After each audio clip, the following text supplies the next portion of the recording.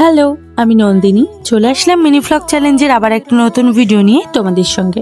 আজকে অনেক দিন পর আবার ভিডিও স্টার্ট করছি, কারণ এই কদিন কালী পুজো ছিল। আর আমাদের ধুবুলিয়াতে কিরকম কালী পুজো হয় তোমরা অবশ্যই জানবে বা শুনেছো।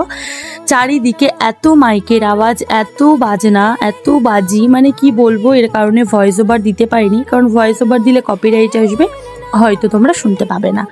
এই দুটো কারণের জন্য আমি কোনো ভিডিও তোমাদের সঙ্গে পোস্ট করতে পারিনি। তবে আজ থেকে কিন্তু আমি কালী পুজোর প্রত্যেকটা ভ্লগ ছোট্ট ছোট্ট করে শেয়ার করবো অবশ্যই। তো তোমরা কারা কারা মেহেন্দি পড়েছো আর কালী পুজোয় মজা করলে অবশ্যই জানিও, আর কে কে ধুবুলিয়া এসছো সেটাও জানিও। কালী পুজোর দিন কিন্তু আমি প্রায়ই পুজোটা করা প্রেফার করি, বা আমি মাকে খুব ভালোবাসি, এই কারণে যতটাই কষ্ট হোক না কেন আমি পুজোটা করার চেষ্টা করি। তো এদিকে দেখো, সুন্দর করে সারাদিন উপোস থেকে স্নান টান করে রাত্রেবেলা দিওয়ালিতে এরকম প্রদীপ জ্বালিয়ে বা মোমবাতি জ্বালিয়ে তারপর আমি মায়ের পুজোয় চলে গেছি। মায়ের পুজো শেষ হয়েছে প্রায় মধ্যরাত্রে।